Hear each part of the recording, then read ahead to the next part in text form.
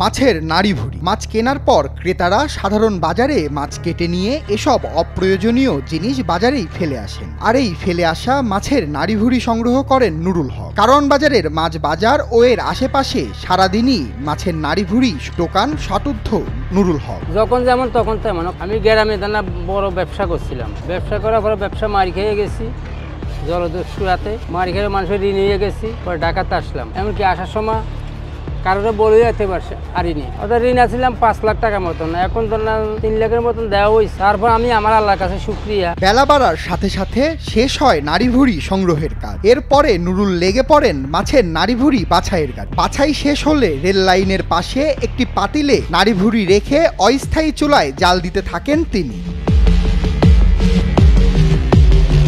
নুরুলের করা কাজটি সহজ নয়, খুব কৌশলে জ্বালাতে হয় মাছের নাড়ি ভুড়ি, আর খেয়াল রাখতে হয় পাতিলে থাকা বস্তুর দিকে। 1 ঘন্টা থেকে 1.5 ঘন্টা জালের পর তৈরি হয় মাছের তেল। তখন পাতিল থেকে খুব যত্নে তেলগুলোকে ঢেলে দেওয়া হয় আলাদা পাতিলে এবং অবশিষ্ট অংশ ফেলে দেওয়া হয়।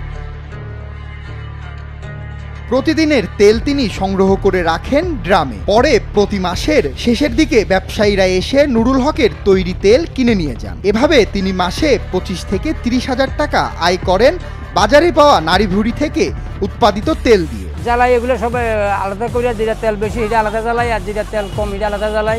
এখন বিক্রি করি 60 টাকা, 1-1.5 ঘন্টা জ্বালাইতো।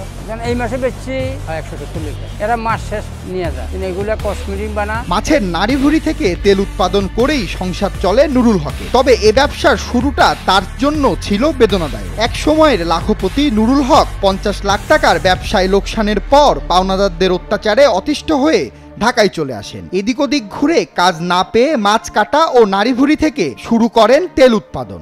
জানার পর এগুলো ইটটা দিয়ে পরে চুলার সিস্টেম করিয়া পরে লাকড়ি দিয়ে তেলটা একটা বান্ডত নেই, বান্ডতে আর একটা বান্ডত সেকি হয়ে পরে তো বাসায় নিয়ে যায়। 1 মাস পরে যখন তেল বেশি হয়েছে তখন এরা 1 মাস পর পরাই নেয়। মাছের নাড়ি ভুড়ি থেকে তেল উৎপাদন করেই বর্তমানে পাওনাদারদের দেনা শোধ করছেন তিনি। মাছের নাড়ি ভুড়ি থেকে তেল উৎপাদন করে টাকা আয় করা যায়, এই বিষয়টি অনেকেরই অজানা। তবে এখন কারওয়ান বাজারে এমন কাজ করছেন অনেকে। এটা করে অনেকেই স্বাবলম্বী হয়েছেন।